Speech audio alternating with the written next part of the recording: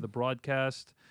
And we are going to start recording momentarily in about 5, 4, 3, 2, 1. That was from the trailer for Judas and the Black Messiah, the new film by director Shaka King. I'm going to read the plot summary from IMDb. Judas and the Black Messiah tells the story of Fred Hampton, chairman of the Illinois Black Panther Party, and his fateful betrayal by FBI informant William O'Neill. I am going to also say that because this is a movie that's based on real-life events, that we are just going to spoil this movie right from the top because it's really hard to talk about it without talking about spoilers for real life. So if you don't want to know what happens in Judas and the Black Messiah, watch the film. It's something I think we could all recommend you check out, and then come back, listen to this review. Joining us for this review, her work has appeared at Variety, The Hollywood Reporter, and The Playlist, as well as numerous other outlets. Film critic Valerie Complex, welcome back to the Slash Filmcast. How are you doing tonight, Valerie? Good. Thank you guys for having me back again. I never intended to become a regular on such a big. That's what I intended. No one, That's what I absolutely wanted. No one wants to come back. No one. Thank you. Thought this was a one and done. It happens to you. You know, it's not an intent. Yeah. It's like Hotel California, right? You can check in, but you can never leave. Yeah. So, Valerie Complex, I think I saw you tweeting about this movie a few weeks ago. It's something you're really excited about. What did you think overall of Judas and the Black Messiah? I thought it was good. I thought it was, I think at first, when I first saw it, I was like raving about it. And then I sat with it and had to think about it. And there were a lot of flaws that I picked up on. But I still think it was a well-made movie. I think it was a well-acted movie. I think that there's a lot of things that work equally with some things that don't work.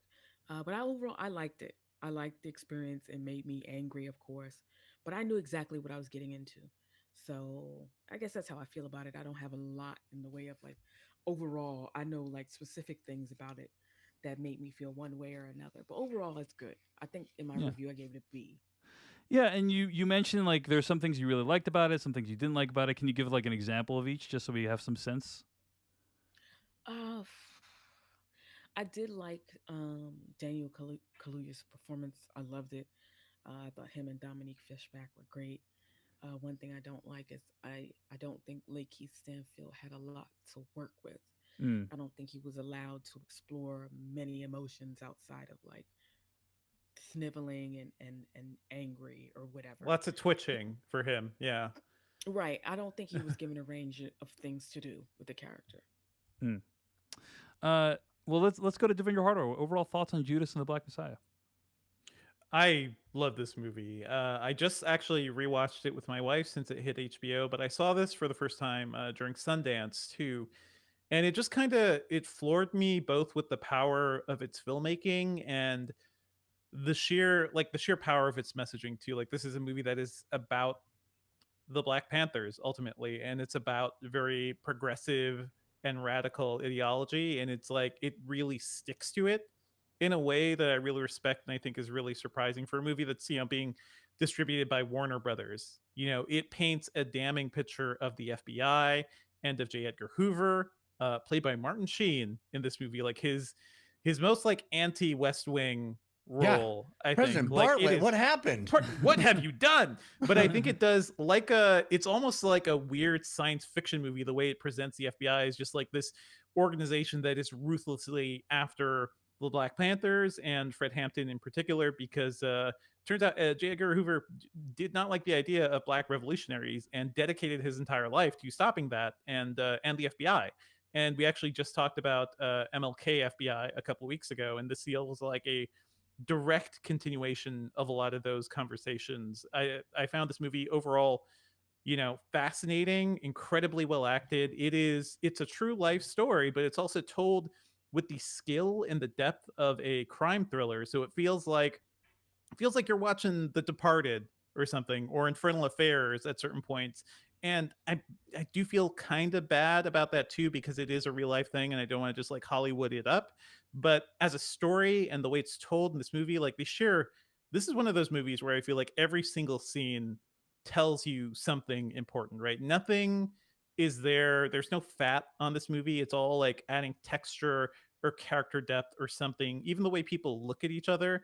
I agree, like Lakeith Stanfield doesn't have that much on paper, but the power of Lakeith Stanfield is his eyes, right? And the way he uses his eyes and the way like his just as he's processing things or he is like morally compromised and kind of weighing everything. You could see it all in his face and in his eyes.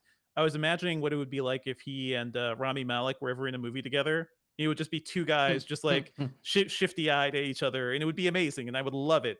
But I adored his performance. But I think Daniel Kaluuya is the like powerhouse of this movie. He just really embodies the like soul of Fred Hampton, it feels like. And I think the one big knock I could put against this movie, and a lot of people have written about this, is that these guys are at least 10 years older than the actual real life Fred Hampton and Bill O'Neill. Bill O'Neill was 17 when this all began. Lakeith Stanfield is, in his 30s, I believe, and so is Daniel Kaluuya. Late 20s. Late 20s, okay. But the idea that he was just a kid, not even an adult, right? And the idea that Fred Hampton was 21, I believe, when he died, like he was early 20s. Like these are very, very young guys just trying to figure out the world. And I think maybe casting actors who were closer to that age would have really made that seem more impactful. And I think the movie is truly impactful right now, but I think it would have gotten another message across too of Bill O'Neill didn't quite know what he was doing. He was young and naive, and Fred Hampton was this like just like genius when it came to orating and telling, whipping people up and like just telling his story. It is the age difference is like the one thing I come back to, but I can't really knock this movie for much else. To me, it is astounding. All right, Jeff Kanata, let's hear from you about Judas and the Black Messiah. Overall thoughts? Well, Dave, I guess you could say my overall thoughts on Judas and the Black Messiah are best summed up in the form of a limerick. All right, interesting. Even though this story is true, you don't know this history, do you? While there's less suspense because they're true events, give the Oscar to Daniel Kaluuya. Woo! I was waiting for you to work up to the Kaluuya, honestly. Nice so use of the Kaluuya in there. Yeah. Thank you. Yeah.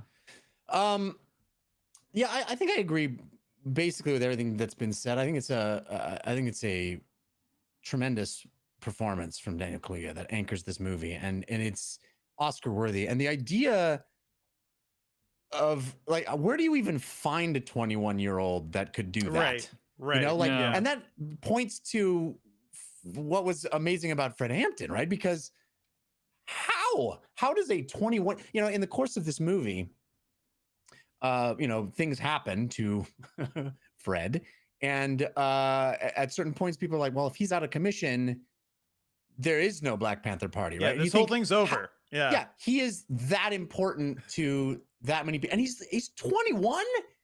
It's staggering, and you're right. It is a shame that you get no sense of that in the movie. But also like how young he was, not how important he was, but how young he was. Right. Yeah. You get, I mean, clearly how important he is, but you get no sense of that. This is a child. I mean, this is a very young man. Yeah. Barely old enough to drink or vote. It is. He's a little past voting age, but you get what I'm saying. He's a very, very young person who is, titularly the Black Messiah here. This is a person who is very important to a lot of people, but it's hard to grasp that capability from someone so young.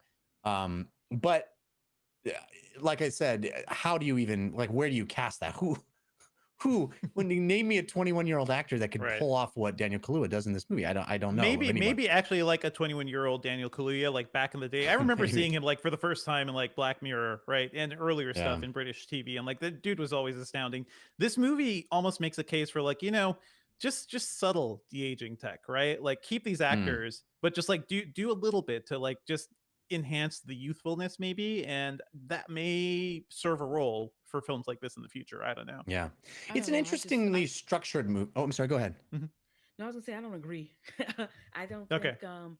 I think there are a lot of young, talented people out there. It's just we'll never discover them because they're never given a chance. Because when True. Hollywood True. latches on to a specific actor of color, they cast them over and over and over and over again. Like Aquafina, for example. She Yeah, just. and it's like I mean, I these know. two guys were already in a movie together too, which is kind of funny. Right. Yeah. It was a whole Get And Out reunion, actually. I think Yep. with Lil Rel in the movie as well. But yeah, Lil uh, Rel. I I mean, you just could don't. also just imagine Jesse Plemons' character just somewhere in the background of Get Out too. Like, it makes sense. anyway, sorry. Go ahead, Valerie. Finish what you're saying. No, I just I wonder if someone else had been given a chance, what that would have Hmm. been like. The reason why I can't think of a young actor is because they're not given the opportunities that they should be. Um, so I don't know. That's just my personal opinion. So Yeah, it would have. Somebody give a chance to the young people. You know, Hmm. Yeah, and I wish Hollywood would value youth more. I'm joking. Anyway, I think this is a very, very interestingly structured movie. I mean, Devindra kind of referenced the fact that it's ostensibly in the structure of something we've seen before, like a Donnie Brasco or something like Yeah. that. But Yeah. I don't know of any other movie like that where the person who is going undercover is the villain, right? You don't. I almost never see the villain as the one that is sweating inside behind enemy lines, worried about whether they're going to get caught or not. And I think because of that, this movie loses a bit of its sort of theatricality or drama, in the sense that I never really was worried about that. Also because the bookending device of this movie kind of reveals that he wasn't, nothing happened to him, even though I wasn't aware of the details of this history. I kind of wish I had been more on the edge of my seat as to whether or not this person was going to be found out, but the movie kind of doesn't really care about that, and maybe that's for the best because it's got bigger things to deal with. It's really more an account of history and a telling of a story that I think most people don't know. And in that sense, I think it's incredible filmmaking, and the performances alone are worth watching it for. So it's an amazing movie. I just, it feels a little drier as far as in that context of sort of a crime thriller. I think it feels a little dry, but in the context of a biopic or a film that is revealing history that is mostly unknown, I think it makes up for that fact. is he a villain or is he just a young child being gaslit by the FBI? Hmm. Like, who are the Well, I real think villains the here? movie says Yeah. he's Like, yeah. Judas, right? The Yeah. movie says Yeah. he's Judas. So I think, I mean, I don't I know. think the Romans had something to do with that whole Judas thing too. So it's like, what Sure. is the structure behind all of this, right? That is causing these things to happen. I think the Yeah. movie, gives us that a little. So Valerie, do you see kind of Lakeith Stanfield like as equally a victim in what occurs in the film? Yeah. I don't want to think about it like that because he had a choice. But if you're 17 years old, do you want to go to prison for 5 years? So Hmm. I Hmm. think he made the choice that was best for him in order to survive. Of course, he didn't know he was going to get caught up like that, going deep cover, but it's what he did to survive. That's why people sell drugs. That's why people, jack cars and do what they do. Those sort of survival, you know, ghetto fabulous survival, whatever you want to call it, things is because they do what they have to do to eat. They do what they have to do to stay safe, to stay out of, the system, the prison pipeline and all that. So yes, there was a decision he had to make, and he did try to get out of it many, many times, at least twice, for what I saw in the film. And the FBI just wanted more and more and more. Um, and they manipulated him and they, hung his jail sentence over his head all the time. And I know, you know, later in the, his years, William O'Neill seemed a little delusional, where he was like he was a part of the struggle and a part of the. I mean, I don't know what he's. I don't think he even knows what he's talking about. But at the You're talking time, about like the documentary clip we see of him, right, at the end of the right, film, right, and how right, he's like, people ask him about how he felt about his actions, and he said, "Well, say what you will, I was part of the struggle, right?" Like, and He's not technically wrong. it's Yeah. It's but very, it's very he was powerful there. moment. It's yeah, a very powerful Yeah. moment to see that actual footage too. yeah. Yeah. But it does feel a little bit confused, like he's stating it proudly, even though clearly he was very tortured, right, Valerie? right. I mean, because he, after that interview, like 2 weeks later, he drove himself off a bridge. So, um, I Yeah. don't know if you Apparently, guys knew that, the night it but aired, right, according to the text in the movie. So, oh, the night it like aired. That's right. yeah, you can imagine like just seeing himself, right, seeing his own insecurities put up there. Like we don't know, but it almost feels like it almost drove him to do that. Yeah. Yeah, right. And I don't know. It's really. I guess it's one of the things I did like about the film is the complexities of everyone's role, because Hmm. we know J. Edgar Hoover is a massive twat, and he orchestrated everything. But then even Jesse Plemons' character, to an extent, was being gaslit, because it seemed like somewhere in the middle when he was checking in with J. Edgar that he Hmm. was like, it's over. Fred Hampton at the time had been, I think he had just gotten out of jail, and they were ready to put him back in, and Jesse Plemons' character was like, "Oh, it's over," and then J. Edgar Hoover was like, "No," and then he in turn put that on William O'Neill. So it's this is I think that what Judas and the Black Messiah does well is to showcase just how evil the system is.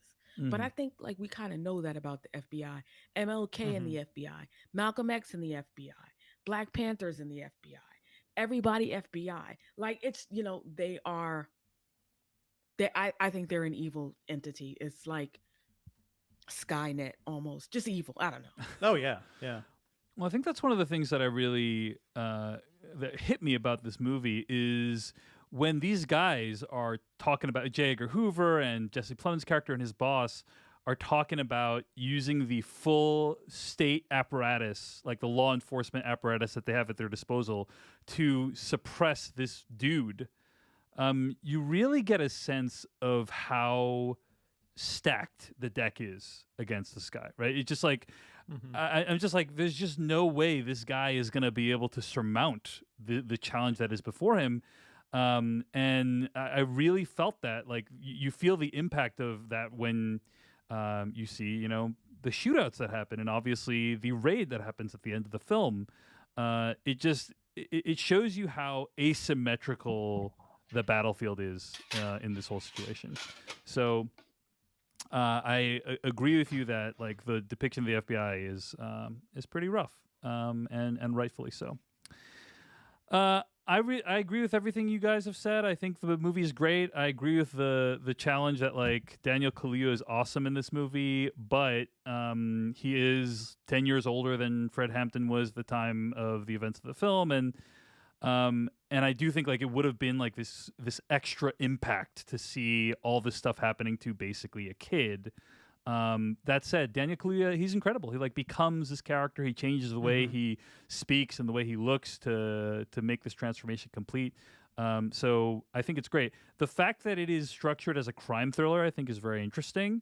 And to be honest, makes it more effective than other films like this. Like I think I agree. Yeah. if you look at like this movie compared to like American Gangster, which is a movie I've seen recently, Judas and the Black Messiah, I was completely engrossed. I was like riveted. I couldn't wait to find out like what was happening next. And American Gangster is much more like sprawling, but in my opinion, it's less propulsive. Like I feel like this movie moved from like event to event in a really at a really rapid clip, and that makes for both a thrilling viewing experience, but also as a result of that, you miss some of the nuance of things, right? Like one of the great things this movie does is it makes the Black Panthers into a sort of organization that is more complex than what we usually see on the big screen. Like in general, we don't see that much of the Black Panthers depicted in fictional films, just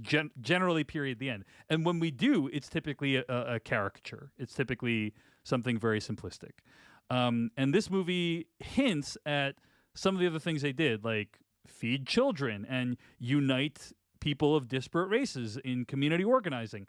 Medical care, Yeah, like medical care. things the government has historically failed at and is still failing at, looking at the country even still today, so Yeah, yeah. but that's the thing though, is it only hints at those things. Like it doesn't, because it is kind of, it has the skeleton of this crime thriller. It can't really like dive into those things, or really like make you understand the full extent of the Black Panthers' efforts in those areas. But I liked that it does more to kind of give a full picture of the Black Panthers than most other films. I think a lot of people were disappointed. Like, oh my God, there was like a huge thing on Twitter because people were angry that, just repeating what was said, that the film didn't sort of go in depth about the things that they did. Like, it wasn't. Hmm. I don't know, and I'm gonna put the question out there. The film wasn't really marketed as a crime thriller. I think people thought it was going to be more of a sort of drama. Here's who Fred Hampton really was, and Mm. here's how this thing got involved into his death. And not so much play up on the aspects of the crime, more so figuring out who the Black Panthers are, whatever, whatever. So people were upset about that. But do you think that's something that's worth getting upset over just because your expectations of a film are not met? Um, Yeah, I don't that's have an tough. answer for that. I'm just, Hmm. asking the question. There were a lot of people who felt close Hmm. to Fred Hampton, who were close to Fred Hampton, who were close to the Black Panthers, who felt a little gypped. So Hmm. Yeah, Hmm. I mean, I think that the problem with a movie like this is it can't be all things to all people, right? And I think that there's certain things, as we've already discussed, it does very well, and there's other things it can't. And because it does those things well, it can't do other things well. Yeah. And hopefully, I've read interviews with the writers of this movie, and it's like hopefully this movie can spawn renewed interest in the Black Panther organization, in Fred Hampton. That there's basically more movies and more stories to be told about this Hmm. era in time, and hopefully, like some of those movies can kind of fulfill people's expectations more. But it's interesting, Valerie, the point you bring up about like maybe what people's expectations were. Maybe they were expecting something more like an American Gangster. And when I say more like an American Gangster, what I mean is like something that's a little bit more sprawling, less plot Yeah. driven, more Maybe about more like Malcolm X. Right. Like Malcolm X is a 3 hour long or more than 3 hour like epic. More, it's more And about this is like not the that. milieu, like the Hmm. time, the historical context, and less about wow, here's a story about like this guy who needs like a Donnie Brasco-esque story about someone infiltrating the organization, right? Yeah, yeah. I mean, that's a good question to ask Valerie too, because I feel like it's something everybody brings up whenever, like one story that's little known or one culture gets highlighted in a movie, right? That is not often represented in Hollywood. Is like you want it right. to be everything, right? Because this is your one shot to get everything you feel about this one topic out there. And you're going to feel let down if it misses something that is important to you. And I'm not going to discount that, but I do think like for what this movie is trying to be about, which is, the Fred Hampton Bill O'Neill connection and kind of the power what Fred Hampton represented. I think it certainly captures that really well, and the struggle that Bill O'Neill goes through. Like Lakeith Stanfield does that really well for me. You don't have a lot of. I'm sorry. I No, keep no, talking. I'm so Keep please, sorry. going. please go Keep ahead. going. That's Yeah, what you're here You don't. for. yeah, yeah. You don't have a lot of film. Like Agnes Varda still has the best film about the Black Panthers. Mm-hmm. Her Yep, her Black Panther short. yep. There was Seaberg, which I don't think anybody saw, and there was the Trial of the Chicago Seven, which mentioned Fred Hampton. We see him, but we don't discover what he's all about. And then you have this film that goes a little further, um, but probably not further enough for me. I don't know if I would want something as sprawling as uh, American Gangster or Malcolm X, but Hmm. I just wanted a little bit more, like 15 minutes more of just a little bit of, what I these people just, are yeah, doing yeah. together and the Rainbow Coalition and all that. I hear you. I would have loved the actual 2.5 hour or 3 hour long cut of this movie and just give us more of this world and more of the relationship between Fred Hampton and his what is her name, and Deborah Johnson. Yeah. Hmm. Dominique Fishback, also fantastic. Like I feel like their relationship was cut short because of these movies are more interested in the crime aspects for sure. Right. Um, so it's interesting to reflect on the fact that in the last 12 months we have gotten this movie, One Night in Miami, and also Trial of Chicago 7, which like kind of all Hmm. take place like roughly around the same time period and allude to similar events. And it's just like three extremely different approaches to this era in time. And I think that is a little bit fascinating. One thing I wanted to point out, that I think this movie does well, that's kind of remarkable, kind of I'm mulling it, is there is a character named Jake Winters in the movie, who is enraged at the murder of his friend at the hands of law enforcement and engages in a shootout with police, killing several officers before he himself is shot and killed.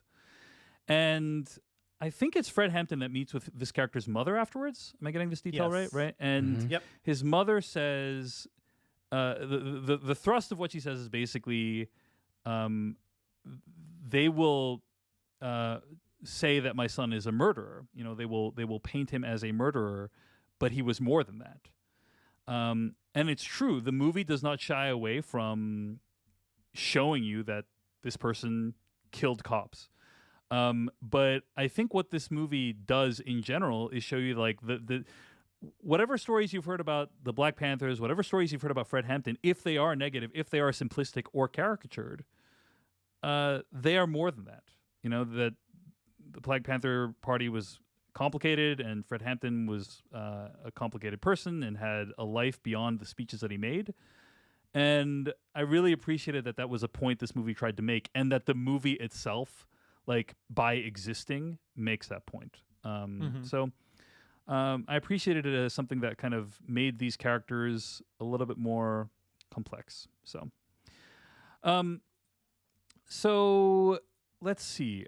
Other topics. I do want to mention kind of the ending, which I thought was like a pretty brutal series of events that occurs, and really to me, watching it kind of drove home the asymmetry I was referring to earlier regarding state violence as being used against these people and how vicious it was, you know, and how like these people really it's just it's unconscionable what happens to them. And I thought in particular Dominique Fishback's performance during that scene is incredible. During Unbelievable. the That shot that stays on her in the foreground, yeah. while stuff's happening in the background, it's harrowing. It's a beautiful way to shoot that scene. Apparently based on what happened in real life too, like the actual woman Deborah, her name was Deborah Johnson at the time. She says like, I didn't break down, I stood my ground, and I can't imagine like what that was like to endure that. Her name now is Akua Ninjeri, I think is how, I'm not sure if that's pronounced correctly, but anyway. Valerie, curious if you had any thoughts on like the climax of the film and how you felt it all wrapped up. Uh, I thought it was. I don't really know how to explain um, all that trauma, to be honest. I guess technically, in terms of film, it was wrapped up really well. Like the entire third act is very good, and it ends on a very exciting note. Um, I think it's really filmed with these sort of tight shots that make the whole atmosphere feel real claustrophobic and small. which is why when you see all of these people raiding the house, well, for me at least, it was, it made me a little anxious because it felt like, you know, I was putting myself in their shoes and imagining what it would be like to be trapped. Um, because there's only one thing that you're thinking when the FBI comes through your door. You're thinking you're probably gonna die, and I imagine that took a toll on the actors as well, not just. I mean, I spoke to Dominique Fishback about a week or two ago, and she talked about the emotional toll that it took on her. And I talked to Shaka King as well. He said the same thing. Said not only did he have to go to like dark places, especially with filming that ending, the actors were sort of put through the ringer by these events because they wanted it to be as intense and look as intense as possible. And for some reason, in that last sort of 15 minutes, I don't know if I'm like crazy or whatever, but the sound seems to go up, Mm-hmm. and there Yeah. is like the sound is really, really amazing Yeah, in that the scene. sound design overall for the whole movie I thought was particularly great. Yeah. And it was something about it that it just went like in my ear and like made me shiver. It was just so loud. And not in a bad way, but in a way that just make you really feel like maybe you could be there. Um, so yeah, I thought the ending was extremely effective, especially with the little uh archival live Yeah. clips that they had at the end. Yeah. Thank you for sharing that, Valerie. And I particularly liked the. I thought these were some of the most impactful like closing credits, or not Oh closing yeah. credits, like at the Incredible. end when they explain like what happened in real life, and the movie begins with you're seeing kind of this framing device of Bill O'Neill giving a interview for a documentary. I think it's called Eyes on, what is it Prize called? The two. prize. Eyes on the Yeah, prize Eyes two. on the Prize too. Mhm. And he's giving this interview, and I'm thinking to myself, okay, like I'm kind of like a little bit annoyed by this framing device because I'm like, why? Whenever somebody starts a movie like in media res or with a framing device, I'm like, okay, like there better be like a good reason for this. Yeah. And then you Don't give get me to a narrator or anything. right, Yeah. and then you get to the end of the movie, and rather than cutting back to Lakeith Stanfield, they cut to the real Bill O'Neill giving the interview, and then you find out what happens to him afterwards. It is a double whammy. Like I thought they had forgotten. I thought they had just like jettisoned the entire like framing device. That happens sometimes. They start with a framing device and then they just completely forget about it by the end of the film. But Yeah, I think no, what makes yeah, it so effective, the little detail you're leaving out there, is that Lakeith Stanfield was dressed exactly the same way. It was shot to match exactly the real footage. yeah, So you see this impersonation almost, this reconstruction of it to start, and then the real thing to end, and how closely they match together.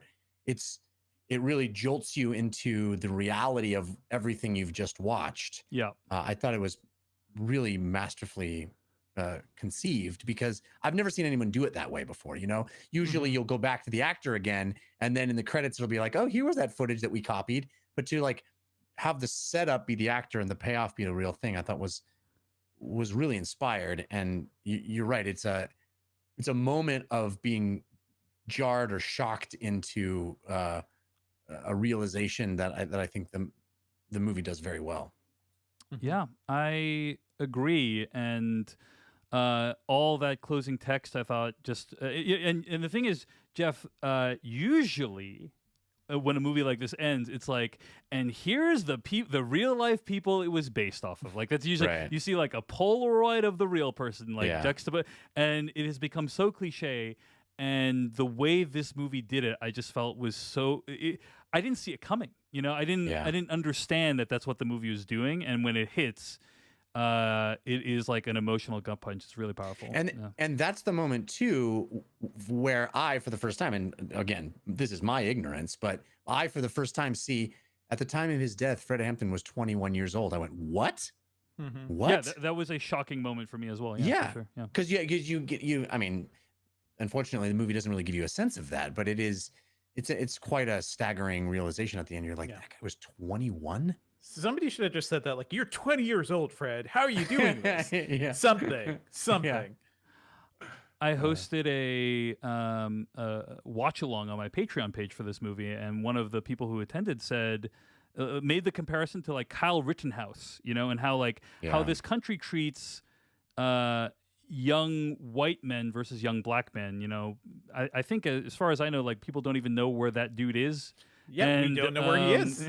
Oh, and amazing. like the Amazing. entire FBI's resources were being brought to bear to bring Fred Hampton down. And it's like, I understand they like have done different things, like it's not like they're necessarily comparable in terms of why they might be subject to the laws of our land, but it still is Yeah. striking the different. Like if you found a different an analog comparison, I think it would be still striking like how different it is. And I mean, what like, listen, like, Dave, we're talking about this movie after people invaded the Capitol building. Cops were killed and maimed. People were killed. yeah. Those people just walked out, and some of them got arrested. But you look at the way the cops have been treating folks. The Viking guy who keeps being in the news, he got his vegan food, right, or he stopped eating. Yeah. He got his vegan food because he really wanted it. The other there was somebody who's, I believe their trial was delayed. Well, we also because got they we needed also to had go a on president vacation. that was acquitted this week as well. So Yeah, that's pretty great. Yeah. movies like this raise the question of who faces consequences in this country, and it's sobering to think about. And I appreciate the way the movie raises this topic. So. Anyway, I think we're wrapping up here. But Valerie, curious if you have any other thoughts on the movie or anything we didn't get to. Overall, it sounds like you do recommend it. Yes. Yeah, I definitely recommend it, even if, just for, as a film, the technical aspects, like Shaka King is extremely talented, Mhm. and I'd like to see him do more work of this caliber. I'd also like to see him write a little bit more. The acting, I think, is on point. I think this is a full, Daniel Kaluuya is, of course, a standout, but I think it's a full ensemble of everybody being actually really good, which is rare. Um, it's not too long. Actually, I think that's a big thing for me. Mhm. When films feel like they're dragging and it's tedious to get through, I can't stand that. But it actually, I think it moves along pretty quickly, which is also to its detriment. But I think overall, I definitely recommend people at least see it to give themselves an idea.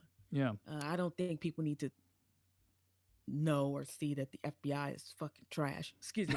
The, I mean, I don't fair, think fair. they don't.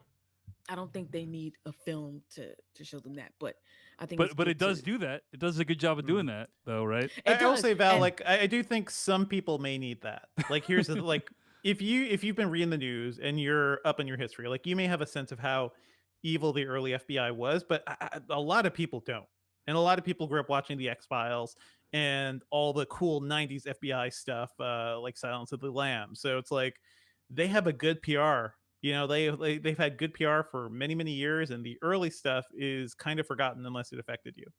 We just had a new well, show, see, Clarice. The new show about Clarice Starling has just hit the airwaves as well. So yeah. Yeah. yeah, Anyway, they really like to romanticize the FBI, Hmm. and I can tell you, listen, I'm a child of the '80s, right? I was born in '83, and my mom used to be in the Black Panther chapter in New York City.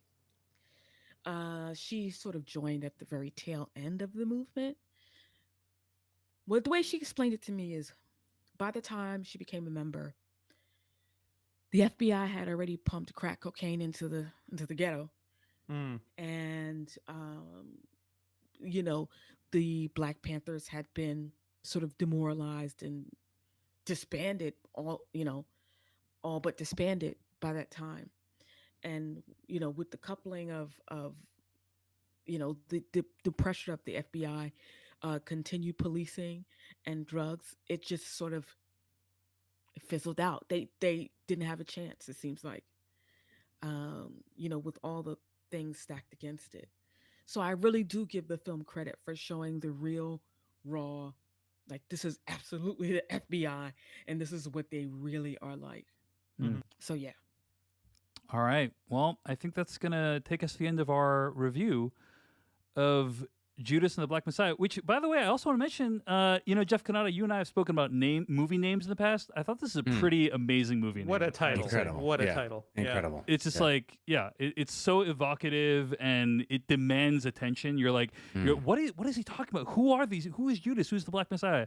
I think it's a great title. So We haven't mentioned, by the way, this movie started as a story treatment by the Lucas brothers. Yes. Of all people. Like insane. Those guys I know from the comedy specials, and you see them on YouTube all the time. But Kenneth and Keith Lucas, they're credited as story writers. They didn't work on the screenplay, but they did start this first treatment. And it's kind of incredible to me. Yeah. Former Slash Filmcast guest Robert Daniels actually did a great interview with them over at vulture.com. I read it. I really found it to be illuminating. I'd recommend checking that out.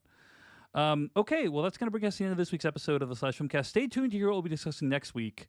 You can find more episodes of this podcast at slashfilmcast.com. Email us at slashfilmcast@gmail.com. Our theme song comes from adamwarrock.com. Our spoiler bumper comes from filmmaker Kyle Hillinger.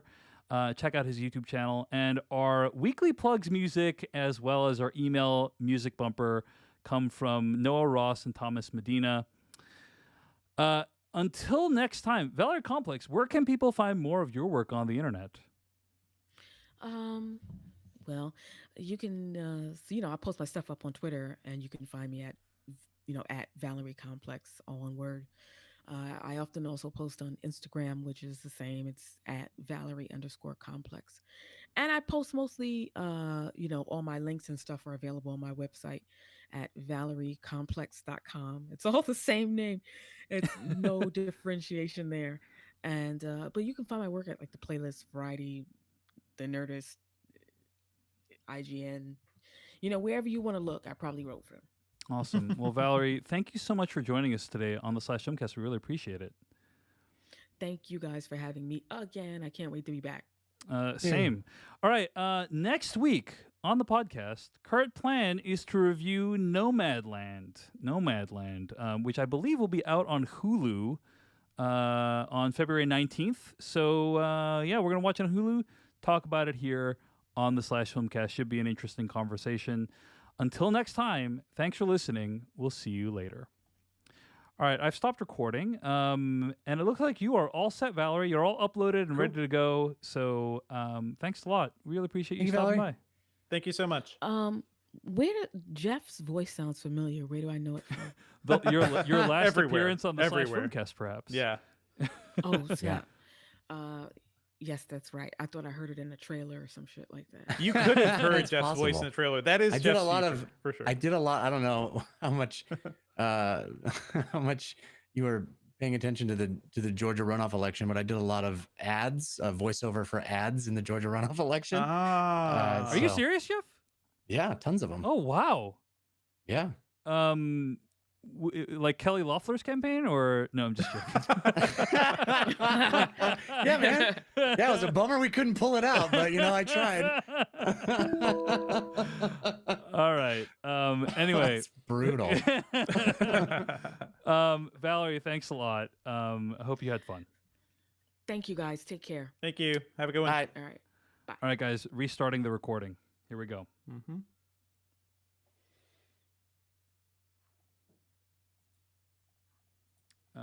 Actually, running the post production and then restarting the recording. And the new recording now. Okay, we're broadcasting live right now, but we haven't started recording. All right, here's my thing. I'm up for doing an in-depth thing about Barb and Star, but honestly, I don't want to do it during the After Dark because I don't know if we have enough material for the pre-After Dark. Because we have 4 ads we got to run tonight, and Okay. You mean the pre-review? In the pre-review. Yeah, we have like a whole hour of material. So, and I don't think you can really spoil Barb and Star either. So I'm happy to have. I think you can spoil Barb and Star, but if we you do can our Yeah, you can absolutely spoil Barb. Yeah, Okay. come on. All right. If we do our little, if you want the sound effect thing, you could do that again. Okay. Well, why don't we just do a regular spoiler warning? How about that? But Yeah. okay. So for now, let's do. So Jeff, can you put your After Dark ideas into the After Dark section? They're very good. Okay. Okay. If No, I they're think good. of any, I'll throw them They're in good. there too. They're good, man. Yeah. Can we do? Are we doing Barbara Star at the beginning of what we've been watching, or at What the end? would you prefer, Devindra?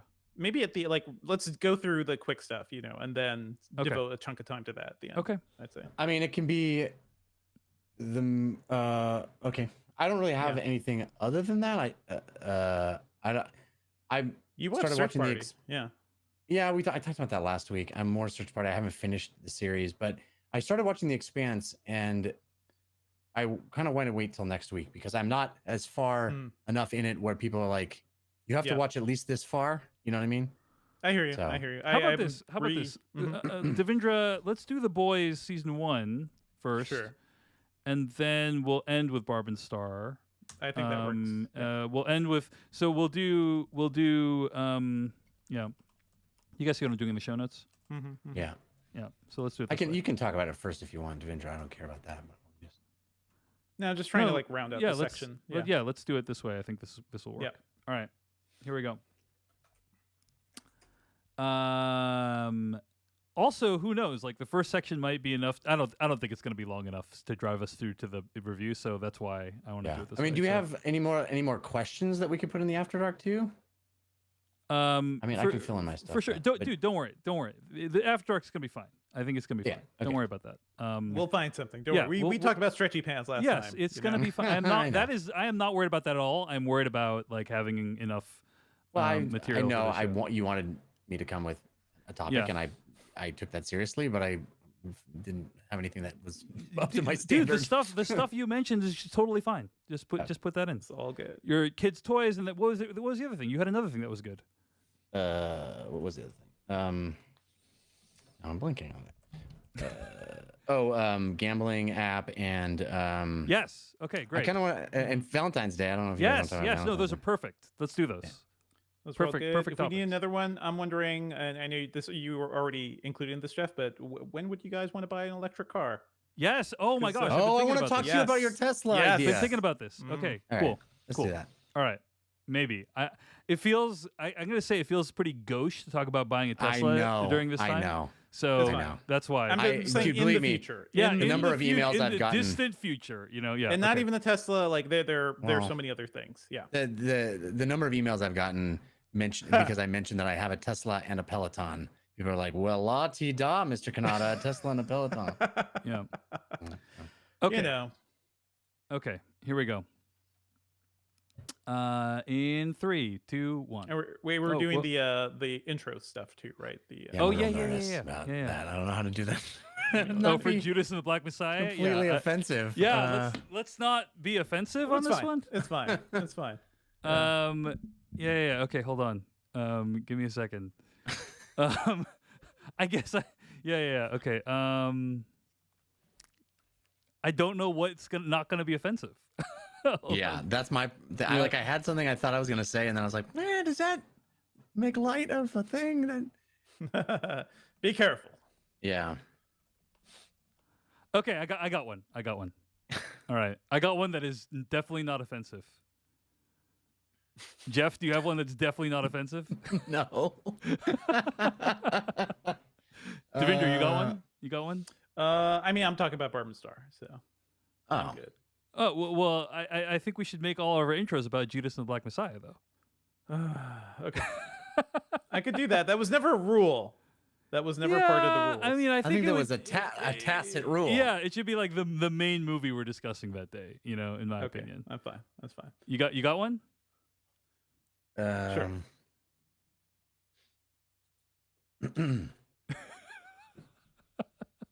I'm so interested to hear what you guys are going to come up with. Scary. I'm scared now. Yeah, I'm scared. I'm scared.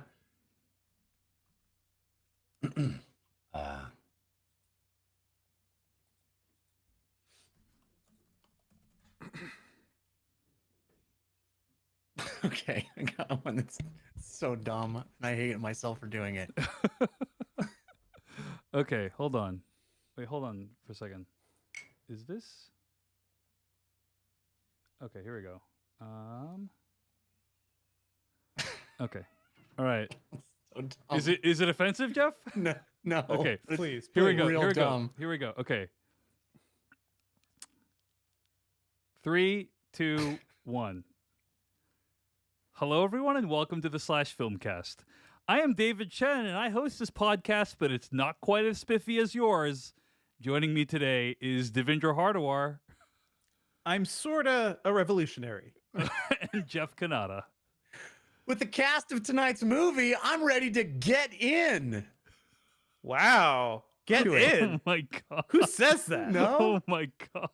No, that's pretty good. That's actually I pretty mean, good. It's the same cast as yeah, very similar cast. Yeah, very similar cast to Get Out. That's right. All right. Well, we are, of course, alluding to the fact that today on the Slash Filmcast, we're going to be reviewing Judas and the Black Messiah with writer and film critic Valerie Complex. Really excited about that conversation. You can find more episodes of this podcast at slashfilmcast.com. Email us at slashfilmcast@gmail.com. Before I get to our review, though, we want to talk about some film news that's going on. We also got a really significant email that we want to get to. So there's a lot to get to today. I think there's the one most topic, important though. news, though. Yeah, there's one topic Yeah. that kind of hovers above everything, demands to be commented on, speculated we really about. need to say something about it. Yes. And what is that? What is that, Jeff? Face off. A sequel to the most Off. important movie ever made. Face off. I'm doing the hand gesture. You can't see it over audio, but I'm doing face waterfalls to myself. off. Yeah. So Paramount Pictures has chosen Adam Wingard to direct a reimagining of the 1997 John Woo action thriller Face Off, which, as we all know, starred John Travolta and Nicolas Cage. Yeah, it did. Face Off, in my opinion, is one of my favorite films of all time. Yes. Yeah. I've We seen- devoted several hours just to record a commentary about that thing. Yes. I've seen Face Off more times than any other film in my entire life. So Is that true? yes, It's up there. It's Yeah. true. Yeah, Wow. like over 10, I think over 12, 15 times. So it's up there. It's one of my favorite movies. Adam Wingard, the director of You're Next, movie I really liked, The Guest. And he also did some other movies that I wasn't as big of a fan of. But He did a lot of good movies and a lot of bad ones. So, and his most recent movie is Godzilla versus Kong. So we're going to see how good that Basically is. face off. Basically face off. Yeah. Mm. So I gotta say, I don't know how I feel about this, guys. But Well, no. So there was drama, right? Let's talk about the drama, because what had happened was they announced this thing in the morning, right? It's like, oh yeah, Adam Wingard is doing a Face Off remake, and everyone's like, yeah, reboot. what They the were saying fuck? reboot. What Yeah. reimagining? I don't want any of this shit. And then early evening, I believe Adam Wingard goes to Instagram's like, no, guys, it's a direct sequel with It's the same expanding the cast. face off universe. And that is when, yeah, it certainly piqued my interest, and I did a complete 180 on this project. Well, I had a similar journey, Devendra. When I first heard this news, I was filled with, I think the technical term is blinding rage.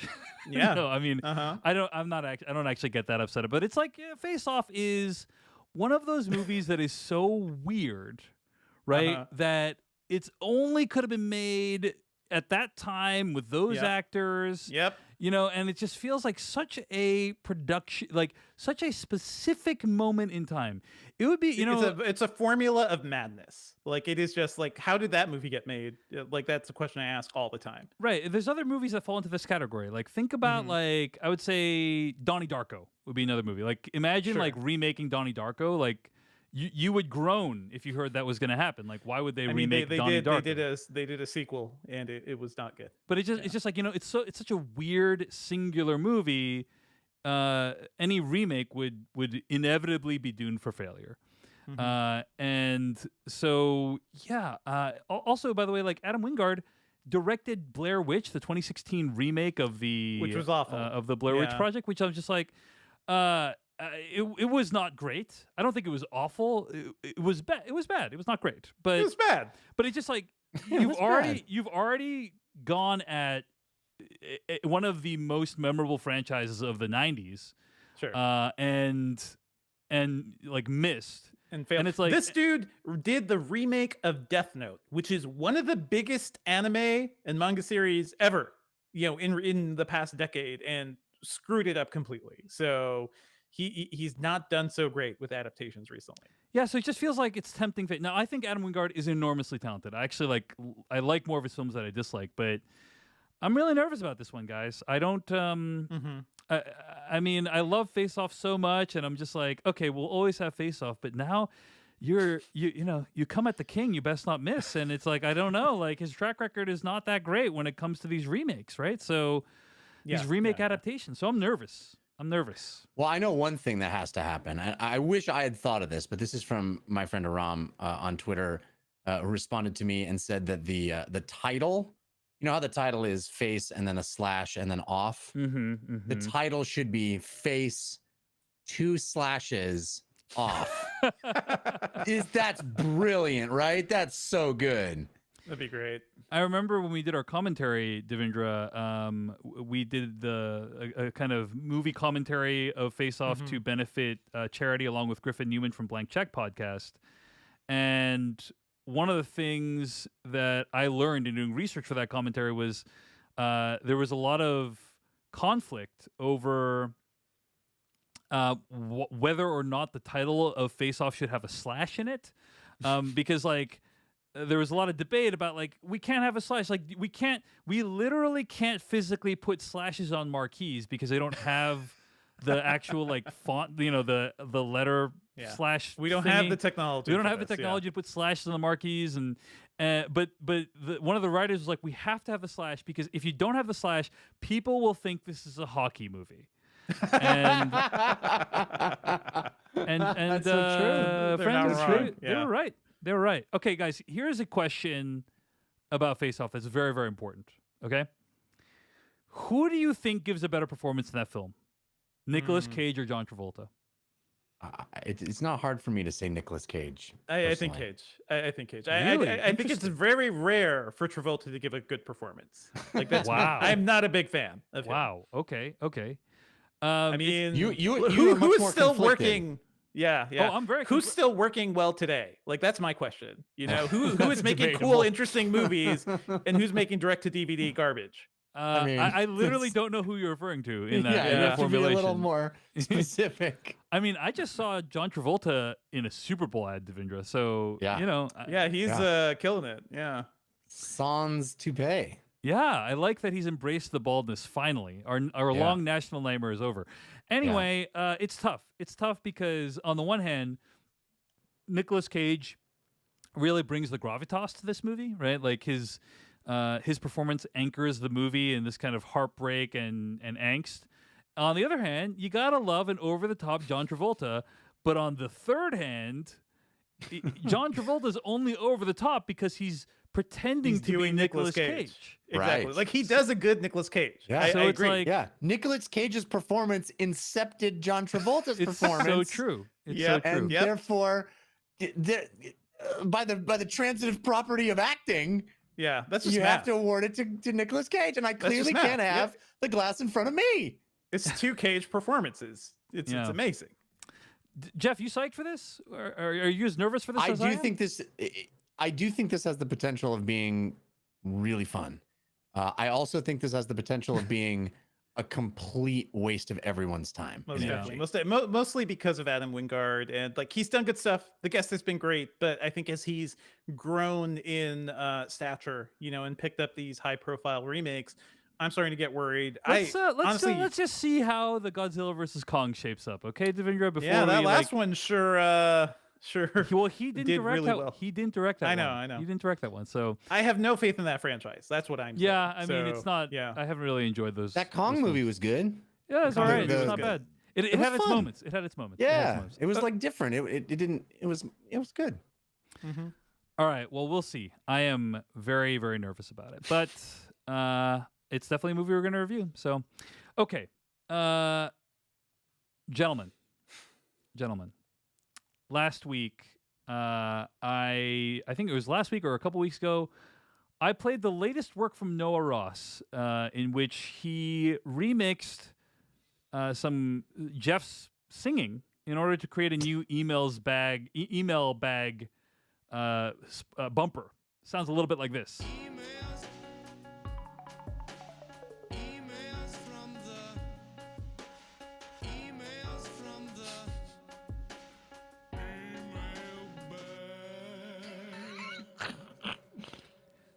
I really shouldn't have been so morose in the vocalization. It colors the entire experience.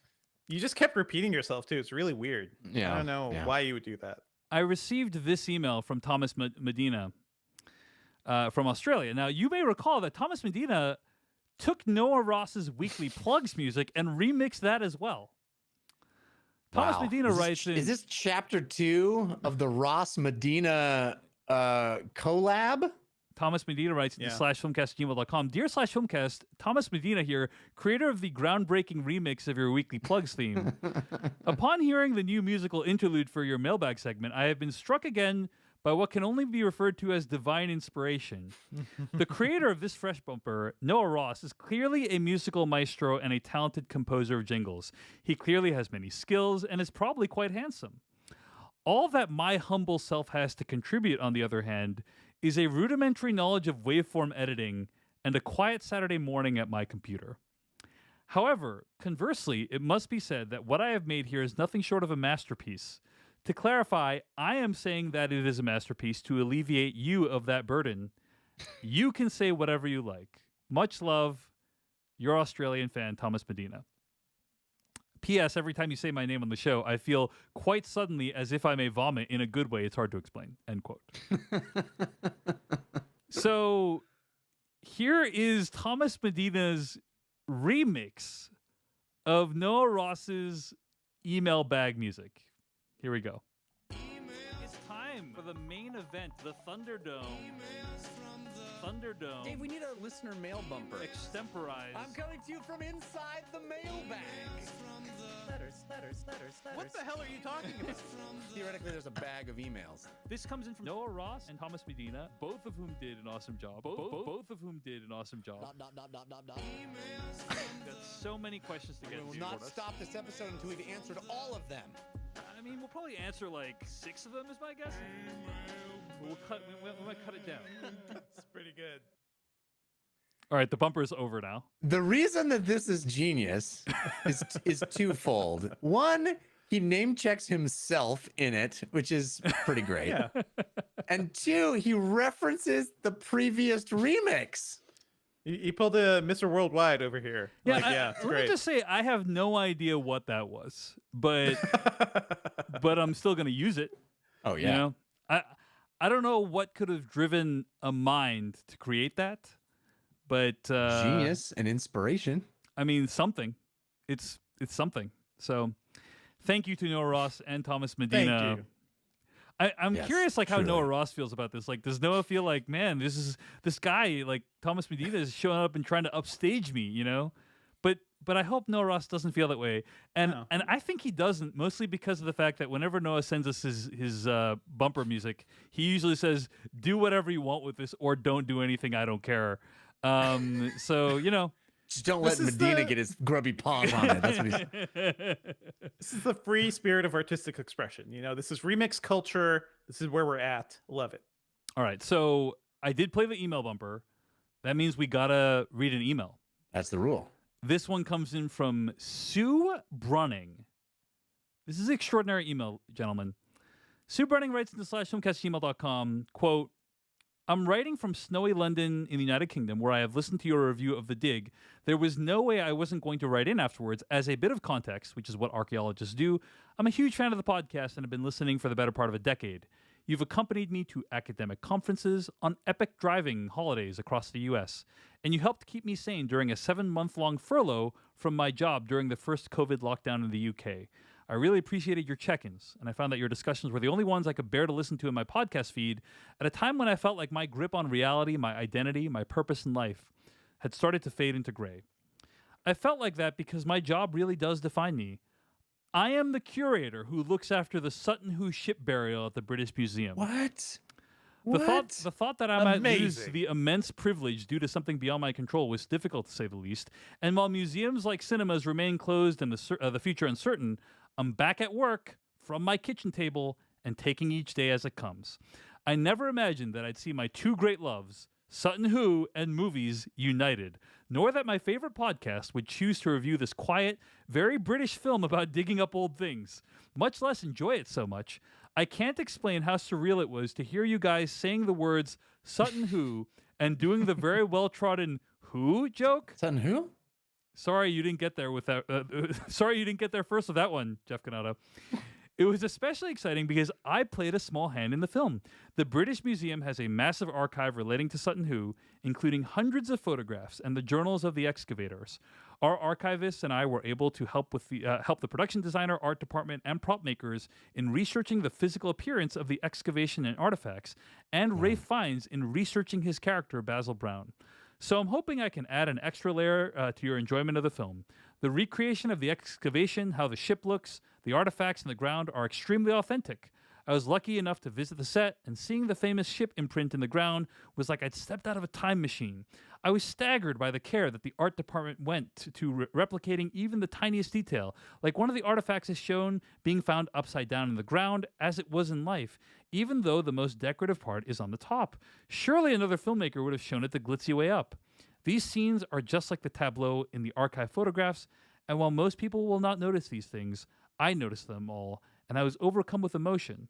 I could see right there how painstakingly the team had deployed all the materials and information I had shared with them, and I appreciated it so much. You're right that Sutton Hoo is quite a big deal in the UK, even bigger since The Dig was released. I've been overwhelmed with press since Christmas, and a blog I wrote for the British Museum's website actually crashed for a while under the strain of traffic. If you're at all curious to know more about the artifacts found at Sutton Hoo, I hope you might enjoy these videos I made as part of the museum's Curator Corner series on YouTube. They're not dusty and dry, I promise. I'm not that kind of curator. I hope you might be inspired to visit the museum one day when we're allowed to do nice things again and see these wonderful things for yourselves. As a token of my appreciation, I've just made a small donation to the podcast. I wish I could become a money horse on the Patreon, and I promise I will when things are more stable. Boom goes the dynamite.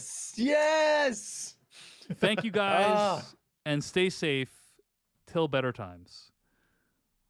What a lovely email. Delightful. Pretty good. And I should point out, by the way, so she links to a few videos. These videos are freaking viral, guys. Like, the first video she links to, entitled Hands On with a Sutton Hoo Sword, has 723,000 or 732,000 views on YouTube. Basically, Sue Brunning's a huge deal, and we Sue, are you're awesome. incredibly Thank you. honored I that. have so many questions for her. We are 1 degree connected to Sutton Hoo. Yes. Amazing. Yeah. Yeah, so That's cool. it's an honor that someone of Sue Brunning's stature and caliber listens to the podcast, and we'll link to these videos that she mentions in the show notes. Jeff Canado, what are some of your questions? Maybe we can get her to write us again. Most of them have to do with the scenes of desperately trying to tarp during the rain. Like, explain to me what the tarping would do at that point. Oh, it seems like it's useless and futile, and it gave me great anxiety to watch. But I would love to hear her. You know, it sounds like she loved the movie on a very emotional level, but I'd love to get her like in detail review of the film, being so close to that stuff. I mean, I wonder if there are any things that they did incorrectly that we now know by virtue of hindsight, because it's been, you know, so many decades of technological advancement since then. And I'm sure those processes have all been refined as, you know, every field gets refined over time. I mean, I have so many questions. How cool. Thank you, Sue. You're the best. It's always been incredible to me whenever things can kind of come full circle. Like, we've gotten so many emails from people. For instance, one of the people who worked on the costumes in Hamilton said he did so while listening to this podcast. And I just always thought that was incredible. You know, the fact that, you know, I'm obviously enjoyed Hamilton. I put it in my top 10 of 2020 films. And that, like, this podcast in some way helped to, like, inform the creation of some tiny component of Hamilton. We were actually in Hamilton. That's what that means. Yeah, that means that we were there. have part ownership of Hamilton. I think we deserve at least 30% stake of the $70 million that Lin-Manuel Miranda was paid for Hamilton. I think is where we're coming at this from. I think we just won a Tony Award.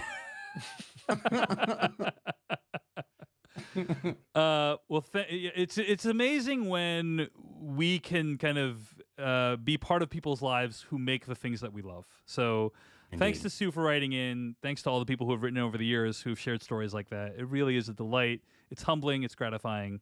We're grateful to be part of your lives. Think of all the people that are just too busy to email, Yeah.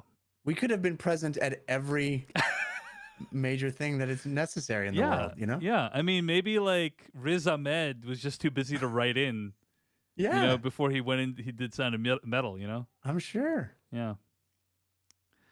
All right, let's move on to what we've been watching this week. So this week, I want to recommend a sitcom that I started watching called AP Bio. Have you guys seen AP Bio? I think, Devendra, maybe you mentioned it on what we've been watching. I talked about Patton it. Oswalt. It's good. Good cast. I thought this show is really good. I heard it on the Extra Hot Great podcast. Extra Hot Great podcast, which, by the way, I just want to say, like, I love the Extra Hot Great podcast. They're a huge inspiration. You should check them out.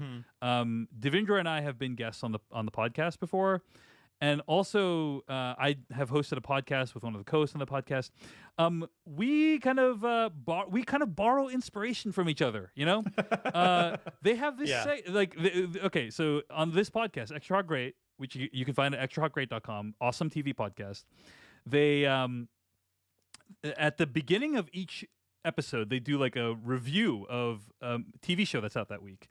And sometimes they would dive into spoilers. And I wrote one of the hosts of the show, Tara. I said, "Hey, Tara, can you tell us whether we should watch the show before you like dive into the spoilers for the show?" And now they do this thing called the Chen Check-In, where they say, "Should you watch the show?" before they talk about the show, which I'm honored to have a part of the show named after me.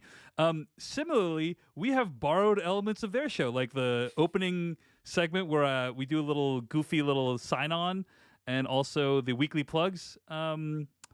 We borrowed those from their show, and our shows are kind of inspiring each other, and that's nice. I mean, I haven't called those things the Extra Hot Great weekly plugs because I thought that'd be a little weird, but make no mistake, they are a huge part of it. So anyway, podcasts can inspire each other. It's wonderful when it happens. They mentioned they have a segment on the show called The Canon, where they induct something into the canon of like greatest TV episodes of all time. And one of the canon entries was AP Bio, episode 2 of season 1. And I watched the show, and it's a delight. It's good, misanthropic. It's got Glenn Howerton from It's Always Sunny in Philadelphia basically playing the same character as he does in that show, except with a little more heart. But what's great about AP Bio is it has a large set of really talented young actors who play these high school students, and each of them has a very memorable look. Like they're all very distinct in terms of their appearance, and they're all great. They're all very funny. So I think the show is a delight, and I would recommend it if you're looking for something to lift your spirits during these challenging times. I watched it on Peacock. You can watch the entire thing on Peacock for free. I really like the way you say Peacock. Peacock. Yeah, you too. It's very intense. You're really really digging into that one. I watched it on Peacock, guys.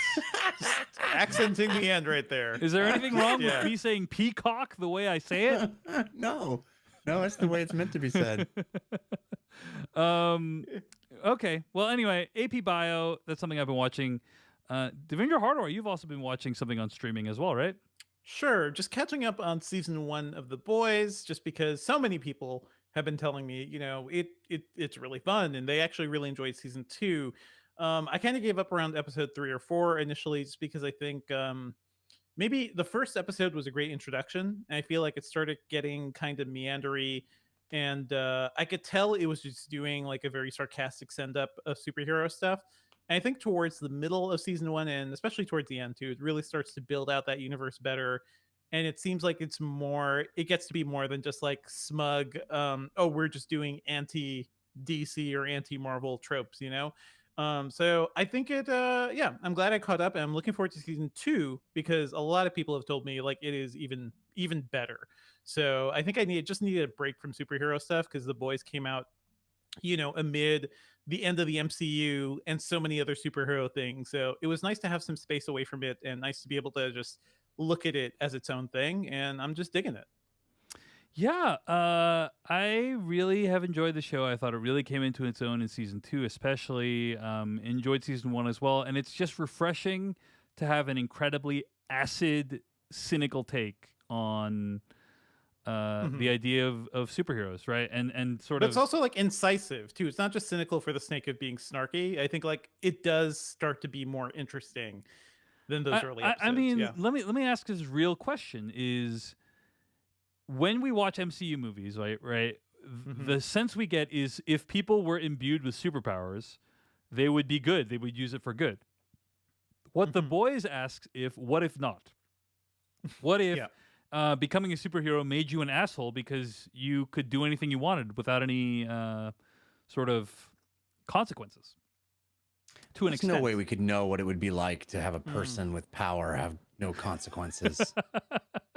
How would we possibly really know that? Yeah, I mean, it's a good question. Something Jeff. for the comics. Yeah. It's a good question. Yeah, I mean, there's no way we could understand how venal and craven and absolutely abhorrent that would make if someone. person. Let's say the person who was, I don't know, the most powerful person on the planet, and wrapped in the American flag, you'd say. Yeah.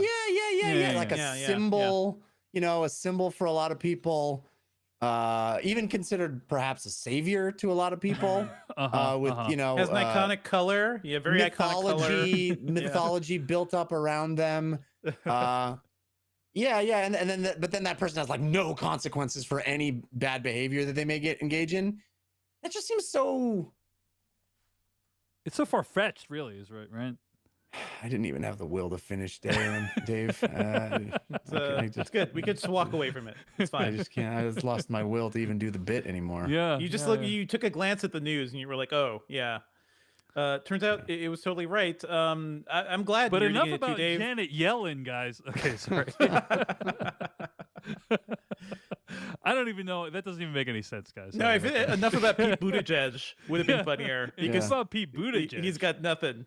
Yeah. Oh man. Yeah. I'm glad you're digging the show, Dave. I do want to say I also caught up on Doom Patrol over the last couple of months too, and I think I like that show better as a send up of superhero stuff. It's funny and it has more heart, and I like those characters more. But I'm waiting to get access to season 3 because it's not on HBO Max yet. So now I'm catching up on The Boys. All right. Well, that's The Boys season 1, and season 2 really dives into the mythology a lot more in ways that I think are interesting, Devindra. So looking forward for you to get to that. Doom Patrol is another show you mentioned on HBO Max, I think, right? And also I mentioned AP Bio on Peacock. Jeff Kanata, what have you been watching? I mentioned it last week, talking about the Search Party on HBO Max, and my wife and I have continued into that show, and I don't like bringing things up 2 weeks in a row, but holy smokes, I mentioned I was about halfway through season 2 of Search Party when I talked about it last week. I had no idea. I'm sure there's people who have watched that show that heard me talking about it and saying I'm halfway through season 2, and they were laughing at what I did not know. And oh man, that show kicks into an entirely different gear in season 3. I cannot believe it. It completely evolves, and it does not pull punches. I'm super impressed with Search Party. Man, what a ballsy, they go there, man. And everything you think, oh, a show doesn't do that, then they do it. It's pretty wild. It is like somebody said, hey, let's do this kind of wacky, goofy comedy. And then halfway along the way, they went, wait a minute. All of our main characters are fucking awful. They're awful, and they need consequences for their actions. and we're gonna figure out. We're gonna like all of a sudden like turn this show into something all about what may really happen when things go bad in this wacky universe. It is. I'm digging this show, man. Digging this show, Search Party. I'm so excited it's gotten green lighted for another season. So I'm glad more people are watching it now, especially because it's on HBO. So yeah, dig it. Yeah. Okay, folks. Well, those are some things we've been watching. We also all watched another movie that we're going to talk about right now. Let's dive into it. The movie that we all watched this week, that's not our main review, is Barb and Star Go to Vista Del Mar. And yeah, they do. I was really excited about this. I'd heard it's like a weird movie, you know, like the comedy's very off kilter. It's also kind of Kristen Wiig and Annie Mumolo's follow-up to Bridesmaids in a way. And it's been 10 years, right? Yeah. Or over 10 years since Bridesmaids. So yeah. Loved Bridesmaids. I think these are two really funny ladies, and I was really excited to dive in. This is a movie that's available for rent on video on demand for around $20 is how much I paid to rent. Yeah. So it's gotten really good reviews. Devendra Hardawar, let's talk about the movie, and then I think we might have a little bit of a spoiler section, but let's talk about the movie overall before we get to spoilers. Yeah, how do you describe one of the best movies ever made? You know, just truly a masterpiece. I think you call it Face Off is really what you call it. I call it Face Off. Yeah.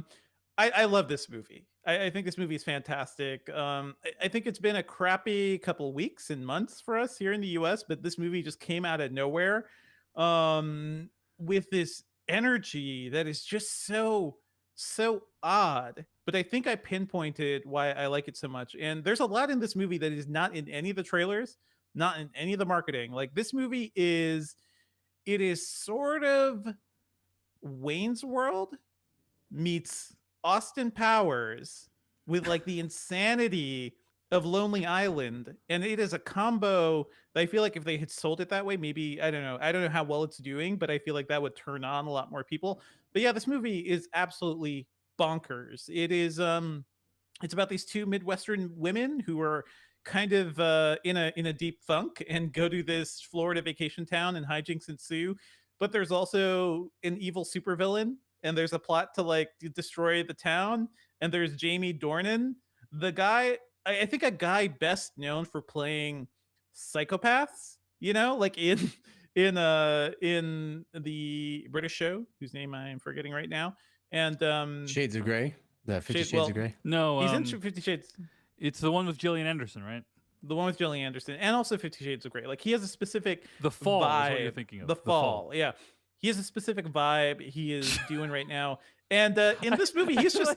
I just want to say, I like how Devendra's like, the serial killer movie. And Jeff's like, 50 Shades of Grey? Yeah, sure. He wasn't a serial killer in that movie, Jeff. He didn't say serial killer. He said psychopath. Oh, Psychopath. sorry. He did not say serial killer. Okay. He said he's a psychopath. Oh, he is okay. a psychopath in 50 Shades of Grey. Okay. Kind of true. Fair kind enough. of true. But Fair I enough. mean, we saw that happen in real life, man. Wait, what are you talking about now? now what are we talking about? With what's his bucket? He played the guy, the actor. They played the twins in Social Network. What's his name? Okay. Oh, What's his name? Army Right? Hammer? Yeah, Armie Hammer. is the character from 50 Shades of Grey in real life. I mean, What? That shit he came to may in life, fact, dude. He may in fact be even worse because Did he 50 has a Shades of weird Grey cannibal guy do fetish. cannibalism? I don't remember that, Jeff. Armie Hammer's even worse, technically. I don't know. guess it's yes, but it's the same principle. It's like they make the women fall in love with you and then do weird shit to them And that then they eat think they them. want at the time. For sure. But anyway, back to Jamie Dornan. I think this guy is immensely talented, and what he is doing in this movie is just completely insane. What is happening? I'm sorry. If you don't think there's a direct line between Armie Come Hammer on. and the dude in 50 Shades of Grey, you're delusional. Okay, That's a direct line. That's the same shit. I apologize, Devendra. I apologize. Go ahead. Yeah, I agree. Jamie Dornan is the best thing about this movie because I wouldn't say the best, but he is a revelation in this movie. Yeah. he's one of, it's like when you show, like, you know, there's a guy who like has been in serious roles and then he does something really, really wacky, like John Hamm, you know, or like he does a lot of comedy. It's like Yeah. he's Now I'm thinking showing more like Jason Statham in Spy, right? Where he He's just showing goes like, full, hey, I'm not afraid yeah. to make fun of myself, and I always respect an actor who takes on a role like that and does a great job. Like he plays it straight, and he is very funny in this movie. I enjoy him. But So let me just say, like, what makes this movie so great to me. Like, I don't think this movie is for everybody. It is a $20 rental right now, and I think for a lot of people that is a risk that you probably don't want to make. But when this movie hits Netflix or Hulu or wherever it lands, I think it is genuinely funny. I like these characters, these two like weird Midwestern women that are just like pure normcore that they've created. They are super annoying, but also kind of endearing at the same time. This is a movie about like friendship. Ultimately, it's kind of sweet in a weird way. I appreciate all that, and then just like the complete non sequiturs out of nowhere. Like this is a movie that just will throw you a random musical sequence several times, and you never expect it. And it had me on the floor laughing so much. Like I think about specific moments in this movie, and I almost want to just do what you were doing before, Dave, and just start laughing inappropriately in the middle of everything. Crab on a rock, right? Like Jamie Dornan's dancing, everything. The Wayans is doing so much. I love this movie so much. I am so curious, Jeff Canada, what you think about Barb and Star Go to Vista Del Mar. I paid $20 for this movie. And I cannot recommend anyone pay $20 to rent it because you will want to buy it. Yes, Jeff, yes. That is where I sit. I would pay $30 to own this movie right now. Yeah. If anything, Ventura undersold this movie. Wow, I am in shock. Like I'm in shock. There are movies in my youth that and Ventura mentioned several of them.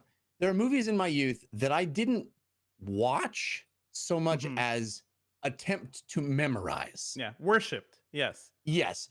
Wayne's World was that at a very specific time. Wayne's World was that.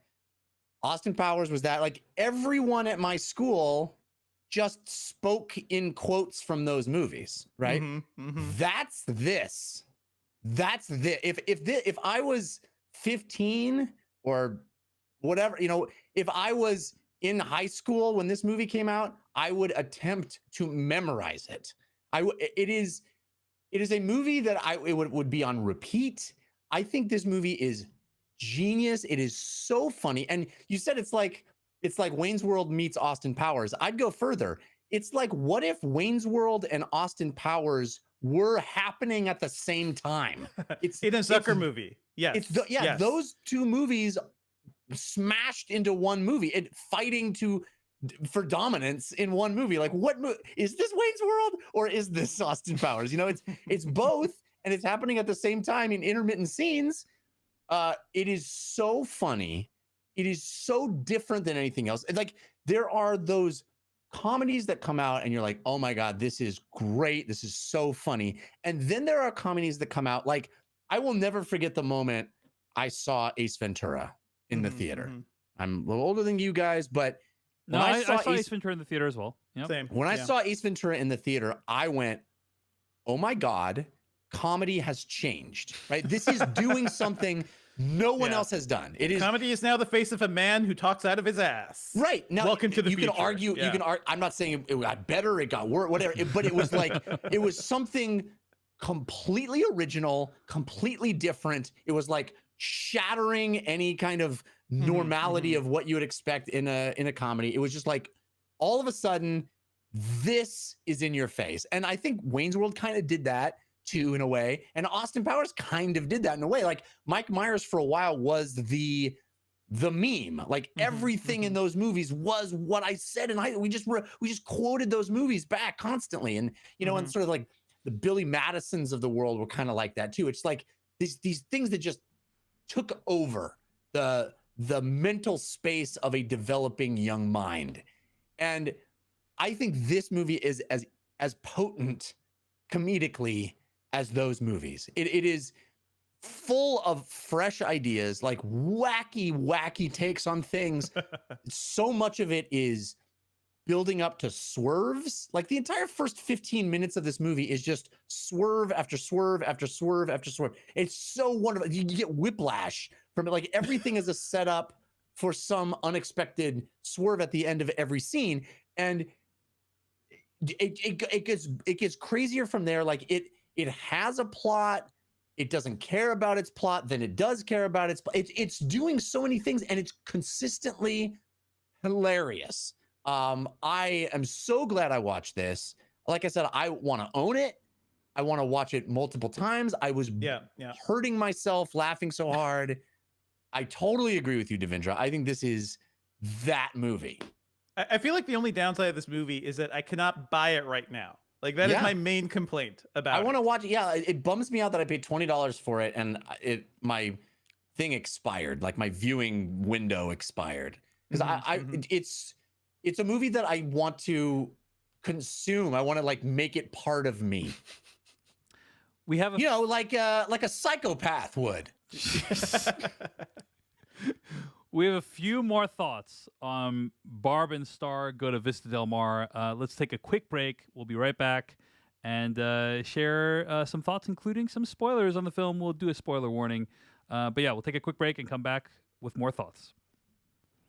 All right. So Barb and Star Go to Vista Del Mar. Here's what I'm going to say about the movie, guys. It's very, very specific. It's very specific in its humor, in its atmosphere. Yep. We had Scott Wampler on this podcast a few months ago to talk about Capone, and he said, you got to be on this movie's wavelength. That's how I feel about Barb and Star Go to Vista Del Mar. You got to be on this movie's wavelength, or else you will not enjoy it. And yeah. I mean, you can say that about any comedy, I think, but yes. Yeah, I mean, well, I guess I would just say it's more specific than like most it's not a comedy that I would describe as broad, to be honest with you, right? Like there's comedies we would describe as broad, and you know where like somebody shits in a sink in a in a bridesmaid's outfit situation, and there's other comedies like there's universal humor. Right. Yeah, this movie's humor is like the anti-joke sometimes. Like it'll set up the joke you see coming, and then it swerves away from that joke because you know the joke that it was heading to. Yeah. So it does a different joke, and the joke is how different the joke is from the joke you thought. Right. I agree. Which makes it sophisticated and brilliant. So I did not enjoy the movie as much as you guys. But I can understand why some people would like it, but I just wasn't quite on this movie's wavelength. Mm-hmm. When I suggested that you guys may want to check out this movie, I had a feeling it felt like a long shot of like, ooh, this thing is so goddamn weird. I don't know where things are gonna go, but we're gonna take a chance here. I'm very glad you dug it, Jeff. Loved it, man.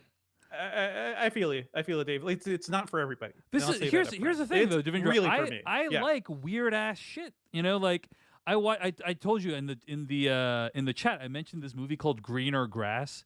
This is like an extremely David Lynchian like suburban comedy that's just like it's genuinely one of the most upsetting and weird things I've ever seen. I think it's on Hulu right now. For sure. And it is like it's also extremely specific and weird, but I just found it worked more for me than this movie did. Mm-hmm. And well, you said the word upsetting, right? And I don't think there's anything upsetting in this movie. This movie is pure. This movie is pure joy and friendship and love. And I don't know. I'm high on its supply. Like I don't know what else to say.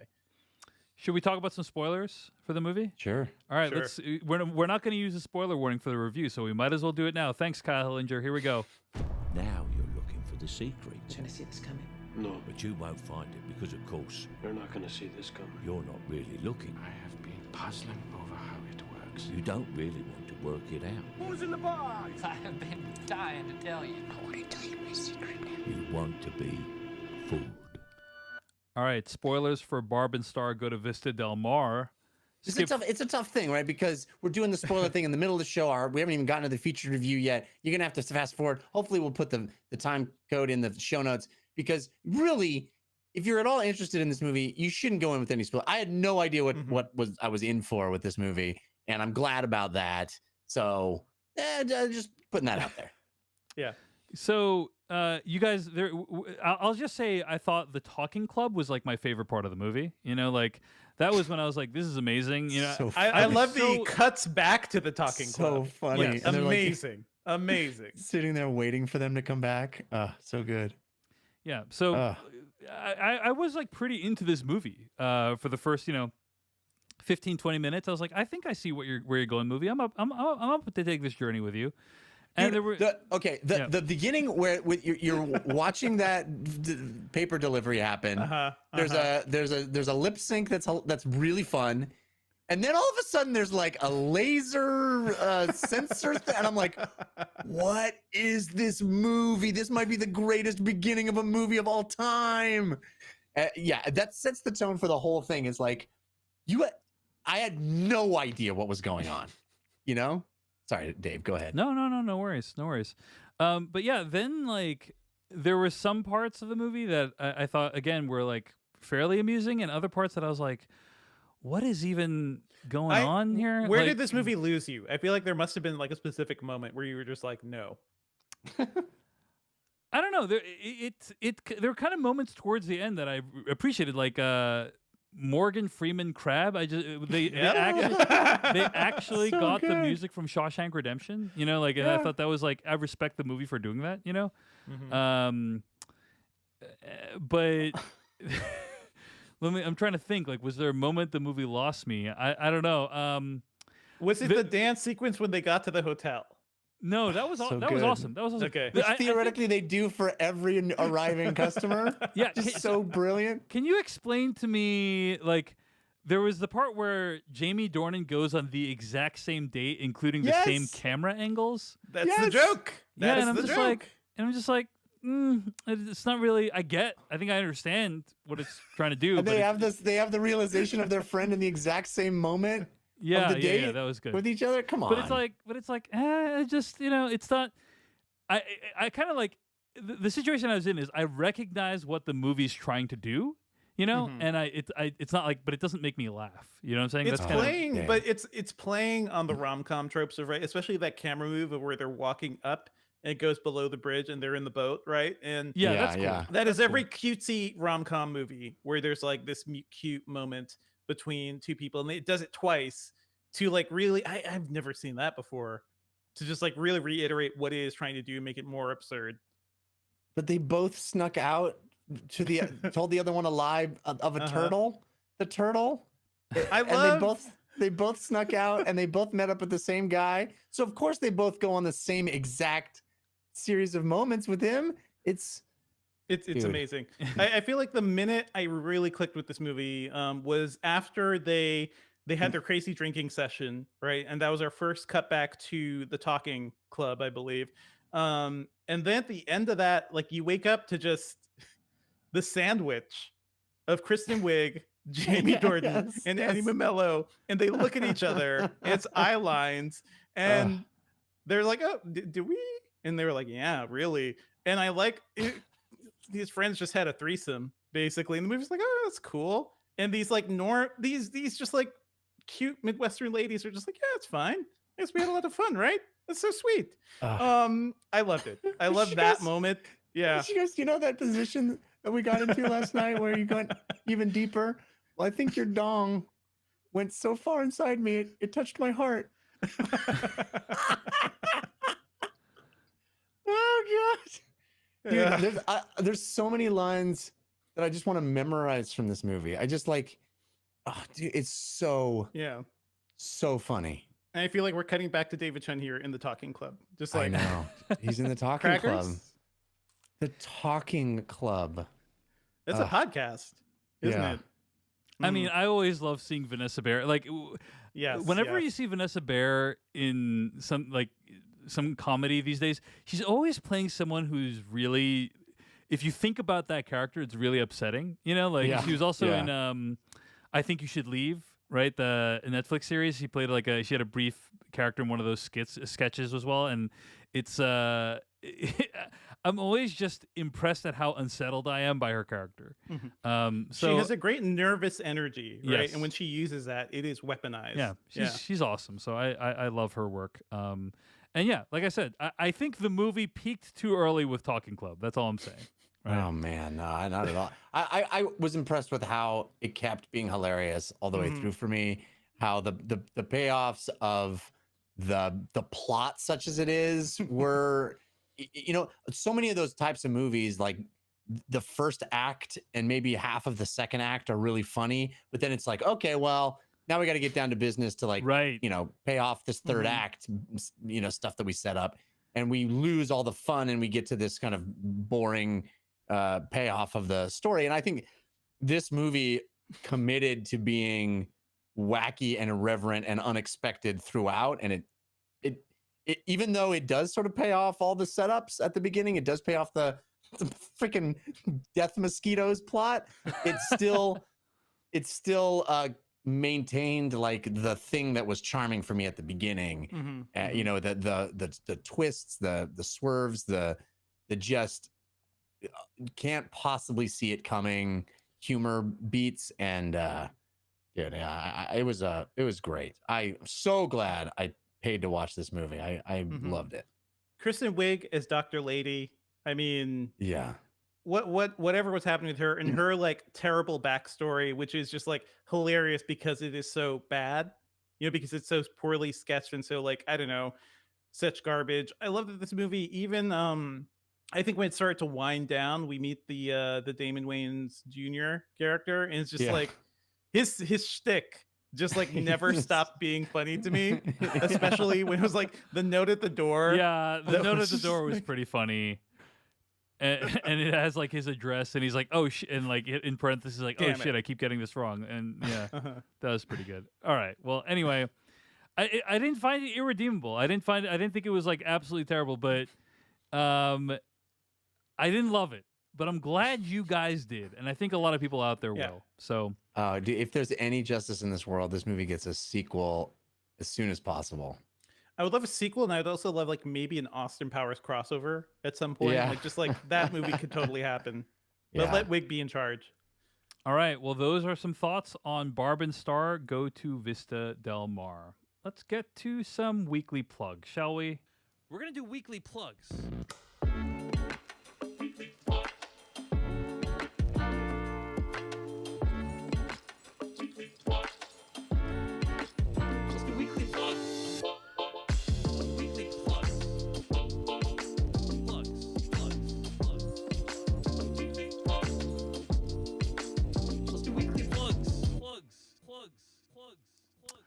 All right. Thanks to Noah Ross for the weekly plugs music, and of course, always a shout out to Kyle Hillinger for our spoiler bumper, and to Beatty Zhang for editing this episode of the podcast. Guys, weekly plugs is a part of the show each week where we recommend something that we've been in, or maybe something we haven't been in that we still think you should check out. This week, I want to talk about real briefly an interview I did with professor and author Mei Li Chai about anti-Asian violence. Pretty serious topic, but I'm going to recommend you check it out because it's on the rise. Unfortunately, even though we have a new president, we're still dealing with the consequence of the old one. And so Mei Li Chai wrote a viral Twitter thread about anti-Asian violence that's happening around the country, and I had a chance to talk with her for my podcast, Culturally Relevant, and we talked about some of the causes and some of the solutions for this. I'd recommend you check it out if it's a topic you care about. So yeah, that's my weekly plug for Culturally Relevant. Devendra Hardawar, your weekly plug? Yeah, I talked about the new Ghibli movie Earwig and the Witch last week, and I wrote up a full review at Engadget.com. So just search Engadget and Earwig, and you'll find that I go deeper into why that movie doesn't work, and it's a goddamn travesty and an insult to animation and Studio Ghibli. So Yeah, I hate it. You were pretty harsh on the movie. I mean, the movie is not reviewed well, but like I feel like part of your viciousness towards the movie is because of the special place the Studio Ghibli holds in your heart, right? Sure, they have mastered 2D animation. Like they are a very unique place, and to have this goddamn cheap CG movie be their thing, their intro into the world of Pixar, it's infuriating. Well, the world of like CG animated films. Yep. Well, you can check that out over at Engadget. Devindra's review of Earwig and The Witch. Jeff Kanata, give us a weekly plug. Well, we had the Super Bowl not too long ago, and so some folks might be thinking that football is over for the year, for the season. But I say no. There's a brand new football league called Fan Controlled Football, or FCF for short. It has just debuted. They had the first games on Saturday, this last Saturday. And this is a wild new concept. It is exactly what it says. Fans control everything. They named the teams. They decide which players are on the teams. They design the logos. They design the color schemes for the jerseys. They make rules calls for the league. Every decision in this league is made by the fans, by the viewers, including which plays are run in the games. There's an app where you can actually call the plays, and those are the plays that the real human beings on the field run. I'm involved. I am hosting the official companion show to Fan Controlled Football, which is actually the name changes every single week because it is decided on by the fans. And you can see me do that on Thursdays at 2:30 p.m. Pacific time at twitch.tv/FCF. It's a really wild, fun time. I co-host with Josh McCouga and the folks who run the Fan Controlled Football League. And we have a really good time. It is a really neat football league. You should check it out. All right. Check that out on Twitch at twitch.tv/FCF. Did you guys watch the Super Bowl this year? Unfortunately, Not really. it was not a good one. Yeah, it was pretty rough. Just as a television event, it was pretty disappointing. But like, I feel like the ads have gotten less and less creative as time has gone on. I don't know if you guys feel the same way. Well, this is not a new phenomenon. Like, the last, I don't know, 5 to 10 years have been pretty bad. Yeah, I mean, it just feels like most ads these days rely on, hey, we got this celebrity cameo. And like, not only that, but many of them shove in as many celebrity cameos as humanly possible during the ad. You know what I mean? Yeah. And I just feel like we're a long way off from like Budweiser frogs or like Was Up. You know, like the Budweiser. Did you see Budweiser did a like, we brought back all your favorites in one commercial, like the Avengers Endgame of Budweiser ads. Yeah. You see it with it had the frogs, it had the Was Up guy, it had the I Love You Man, it had Real Man of Genius, the whole gamut of it's like no, I'm sorry, Budweiser. The things you've incepted into my brain are not worthy of me feeling nostalgia for your ad characters. I'm sorry. Yeah, I guess it just feels like it's been a while since we've had an ad that has been as culturally relevant, you know, as some of those other ones. Like that has like everyone's quoting it, everyone's talking about it, you know, like it just because most people don't watch ads. Everybody's on Netflix. Yeah, I guess. I did think the halftime show was pretty interesting. You know, like it's interesting. Oh, you did not like it, Jeff. I thought the sound engineer needs to be fired. Oh, yeah, I agree. It sounded really weird. It was awful. But I thought like it's actually pretty impressive what you can accomplish when there are no fans on the field. You know what I mean? Like yeah. And there are few fans in the stands, and he like took over the field, and also like creepy. You know, like there's all these dudes wearing these masks and these like bandages and stuff, and I appreciated that. You know. The Weeknd, you know, who did the halftime show, just felt like I'm gonna let my freak flag fly a little bit here and make something that is deeply upsetting and unsettling.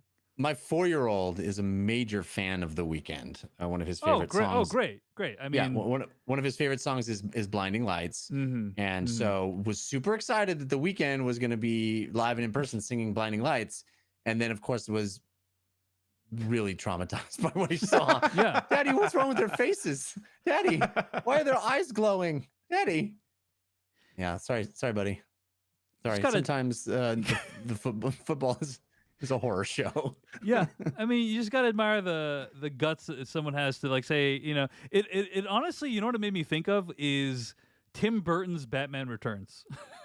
is like, here's a guy who has an opportunity to make whatever movie he likes, and he's like, I'm gonna make something incredibly grim, dark, and weird.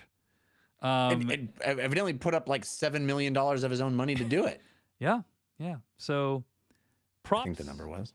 Props to The Weeknd. And also, Jeff, I feel like most of The Weeknd's music is not kid safe. That's me from my recollection, but Time to call child services. Yeah. I don't know. How dare you? How dare you? No, I My love The son, Weeknd. one of the first words my son learned how to read was explicit. He goes, "Daddy, this one's explicit, so we can't listen to this song." That's right, buddy. Next song. All right, Daddy. Daddy, this one's Very good. explicit. Are we allowed to read it or listen to it? Nope. No, we aren't. Next one, buddy. Daddy, I think Starboy's coming on. I know. We got to skip this one, pal. That's a good one. Yeah. good on you, Jeff. Good on you. Okay. Father of the Year. That's what you meant to say. Father of the Year.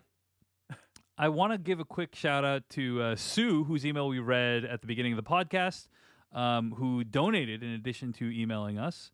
But the best way to support the podcast right now, there's two things you can do. One is head on over to patreon.com/filmpodcast. That's patreon.com/filmpodcast and support us there. Get some cool rewards like ad-free episodes and extra After Dark episodes of the show.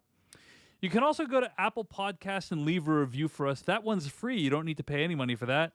It really does help a lot. We'd really appreciate it. If you're enjoying the show, head on over to Apple Podcasts, leave a star rating. It just takes a few seconds. All right, let's get to our review of Judas and the Black Messiah.